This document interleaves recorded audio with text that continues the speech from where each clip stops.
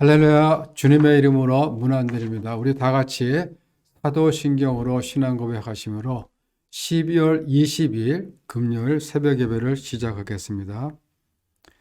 나는 전능하신 아버지 하나님 천지의 창조주를 믿습니다. 나는 그의 유일하신 아들 우리 주 예수 그리스도를 믿습니다. 그는 성령으로 잉태되어 동정녀 마리아에게서 나시고 본디오 빌라도에게 고난을 받아 십자가에 못 박혀 죽으시고 장사된 지 사흘 만에 죽은 자 가운데서 다시 살아나셨으며 하늘에 오르시어 전능하신 아버지 하나님 우편에 앉아 계시다가 거기로부터 살아있는 자와 죽은 자를 심판하러 오십니다. 나는 성령을 믿으며 거룩한 공교회와 성도의 교제와 죄를 용서받는 것과 몸의 부활과 영생을 믿습니다. 아멘. 하나님 감사합니다. 오늘 이 아침에도 주님 앞에 나와 예배케 하시니 감사를 드립니다. 저희들 주님 오시는 이 계절을 맞이하여 기쁨과 희망과 평화가 우리 가운데 함께하여 주시고 주님을 기다림 속에 감사와 찬양이 넘치는 삶의 현장이 되게 하여 주시옵소서.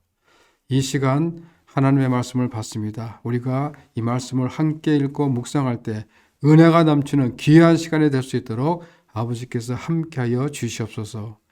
감사를 드리며 예수님 이름으로 기도합니다. 아멘. 오늘 우리에게 주신 하나님의 말씀은 베드로전서 4장 12절부터 19절 말씀입니다. 베드로전서 4장 12절부터 19절 제가 봉독해 드리겠습니다. 사랑하는 자들아, 너희를 연단하려고 오는 불시험을 이상한 일 당하는 것 같이 이상히 여기지 말고 오히려 너희가 그리스도의 고난에 참여하는 것으로 즐거워하라. 이는 그의 영광을 나타내실 때에 너희로 즐거워하고 기뻐하게 하려 함이라. 너희가 그리스도의 이름으로 치욕을 당하면 복 있는 자로다. 영광의 영 곧 하나님의 영이 너희 위에 계심이라. 너희 중 누구든지 살인이나 도둑질이나 악행이나 남의 일을 간섭하는 자로 고난을 받지 말려니와 만일 그리스도인으로 고난을 받으면 부끄러워하지 말고 도리어 그 이름으로 하나님께 영광을 돌리라. 하나님의 집에서 심판을 시작할 때가 되었나니 만일 우리에게 먼저 하면 하나님의 복음을 순종하지 아니하는 자들의 그 마지막은 어떠하며 또 의인이 겨우 구원을 받으면 경건하지 아니한 자와 죄인은 어디에 서리요. 그러므로 하나님의 뜻대로 고난을 받는 자들은 또한 선을 행하는 가운데 그 영혼을 미쁘신 창조주께 의탁할지어다. 아멘. 베드로전서는 많은 핍박과 고난 속에 있는 성도들에게 쓴 편지입니다. 고난 중에 어떻게 하나님의 거룩을 세워나갈 것인가, 이것이 베드로전서의 주제라고 말할 수 있습니다. 고난이라는 것은 동서고금을 막론하고 그것이 크거나 작거나 또 간접적으로나 혹은 직접적으로나 누구에게나 온다는 것입니다. 경제적인 문제로, 사업의 문제로, 혹은 건강의 문제, 자녀들의 문제, 인간관계에서 오는 문제, 또는 우발적인 사고로 인한 재산의 손실 혹은 생명의 위협 등 이러한 여러 가지 어려움을 당할 때 예수를 잘 믿는 사람일수록 또는 믿음 생활을 오랫동안 한 사람일수록 혼란에 빠질 때가 있다는 것입니다. 하나님은 나를 사랑한다고 하시면서 왜 나에게 다른 사람이 겪지 않는 왜 이런 고난을 주실까? 왜 나에게 이렇게 어렵고 힘든 일이 일어나게 하는가? 라는 의문과 함께 혼란에 빠질 때가 있다는 것입니다. 오늘 우리가 읽은 본문은 우리 그리스도인들이 고난을 당하는 이유, 다시 말하면 성도님들의 삶 속에서 예기치 않게 닥쳐올 고난들을 우리가 어떻게 받아들여야 할지, 우리 그리스도인들이 고난 속에서 취해야 할 그 자세에 대해서 말씀하고 계십니다. 첫째는 우리 그리스도인들은 불같은 고난이 오는 것을 이상히 여기지 말라라고 말씀하십니다. 12절에 보면 사랑하는 자들아 너희를 연단하려고 오는 불시험을 이상한 일 당하는 것 같이 이상히 여기지 말고라고 하십니다. 불시험이란 금속물을 용광로에서 재련하는 것 같이 신앙을 연단시키는 말로서 감당하기 어려울 정도의 고통스러운 고난을 은유적으로 표현한 말입니다. 우리 그리스도인들은 누구에게나 이 같은 불시험이 올 수 있다라는 것입니다. 왜냐하면 그리스도인들이 세상과 구별하여 거룩한 삶을 살고자 할 때 세상으로부터 수많은 어려움 등을 당할 수 있는데 이러한 모든 고난들은 뭐예요? 우리를 연단시키기 위해서라는 것입니다. 불시험은 우리를 파괴시키기 위해 오는 것도 또 우리를 멸망시키기 위해 오는 것도 아니라는 것입니다. 불시험은 뭐예요? 우리를 연단시키려 온다는 것입니다. 이 연단이란 단어는 단련시키다라는 말입니다. 고난의 어두운 시간은 순금과 찌꺼기를 갈라내고 진짜와 가짜를 구별하는 그런 시간이라는 것입니다. 불같은 고난과 시험은 우리 하나님께서 우리들을 하나님의 거룩한 백성으로 만들기 위해서 우리들을 거룩한 백성으로 살게 하기 위해서 이와 같은 불같은 시험을 주신다는 것입니다. 뜨거운 용광로 속에서 불순물이 녹아내리고 금이 재련돼서 정금이 되듯이 성도는 고난을 통해서 죄악과 교만의 불순물이 제거되고 정금같이 순수한 그리스도인이 되어지는 것입니다. 고난으로 연단되어 온전한 믿음의 사람으로 되어진다는 것입니다. 즉 성도들을 순수하고 거룩한 그리스도인으로 만들어주는 것입니다. 그래서 불같은 시험을 이상한 일 당하는 것 같이 여기지 말고 당연하게 여기라고 하시는 것입니다. 두 번째로는 고난을 즐거움으로 여기며 기뻐하라라고 하십니다. 13절에 보면 오히려 너희가 고난에 참여하는 것으로 즐거워하라. 이는 그의 영광을 나타나실 때에 너희로 즐거워하고 기뻐하게 함이라고 하십니다. 우리가 이 말씀을 그대로 보면 이해하기가 어려운 말씀입니다. 고난 속에 어떻게 기뻐할 수 있으며 그것을 어떻게 즐거움으로 여길 수 있겠습니까? 그러나 우리가 성경을 보면 일관성 있게 고난을 즐거워하고 기뻐하라고 합니다. 야고보서 1장 2절에 보면 내 형제들아 너희가 여러 가지 시험을 만나거든 온전히 기쁘게 여기라고 하십니다. 그러면 왜 고난 가운데 즐거워하라 하실까? 그것은 그리스도의 고난에 참여하는 것이 그리스도의 고난에 우리가 동참하는 것이 되기 때문입니다. 우리가 고난을 당하면 그것이 그리스도의 고난에 참여하는 것이 된다는 것입니다. 성도가 그리스도의 고난에 참여하는 것은 우리 성도만이 누리는 영광이며 특권입니다. 그리고 하늘로부터 내리는 은혜의 선물이기도 합니다. 빌립보서 1장 29절에 보면 그리스도를 위하여 너희에게 은혜를 주신 것은 다만 그를 믿을 뿐 아니라 또한 그를 위하여 고난도 받게 하심이라 라고 하십니다. 우리 그리스도인들에게 있어서 고난은 신앙을 연단시키는 방편이며 하나님께서 은혜를 주시는 수단이 되기도 하기 때문에 고난은 필연적으로 따르는 것이며 동시에 우리 성도들만이 누릴 수 있는 축복이며 특권이라는 것입니다. 당시 사도들도 그리스도를 위하여 고난받는 일을 하나의 특권으로 여겼으며 고난을 당하는 것이 자신들을 인정해 준다라는 것으로 그렇게 여기고 즐거워했습니다.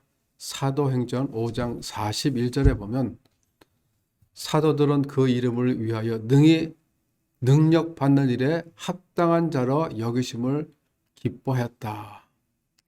사도들은 그 이름을 위하여 능력 받는 일에 합당한 자로 그렇게 여기심을 기뻐하였다라고 합니다. 고난 자체를 즐거워하라는 것이 아니라 그리스도를 위하여 당하는 고난이라면 그분의 고난에 동참하는 것이 되기 때문에 그 고난 속에도 기뻐할 수 있고 즐거워할 수 있다는 것입니다. 또한 고난은 미래의 영광을 가져다 주기 때문에 즐거워하라는 것입니다. 13절 그 후변에 보면 이는 그의 영광을 나타나실 때 너희로 즐거워하고 기뻐하게 하려 하심이라. 세상은 고난이 없는 것을 영광이라고 생각합니다. 그러나 그리스도인들은 그렇게 생각하지 않습니다. 그리스도인들이 당하는 현재의 고난은 그리스도께서 다시 오실 때 얻게 되는 영광의 보증이라는 것입니다. 우리가 죄로 인하여 당하는 고난은 의미 없는 고난으로 끝나버리지만은 그리스도로 인하여 당하는 고난은 이후에 영광이 나타난다는 것입니다. 그래서 우리 그리스도인에게 고난과 영광은 동전의 양면과도 같습니다. 그리스도 안에서 고난과 영광이 결코 분리될 수 없다는 것입니다.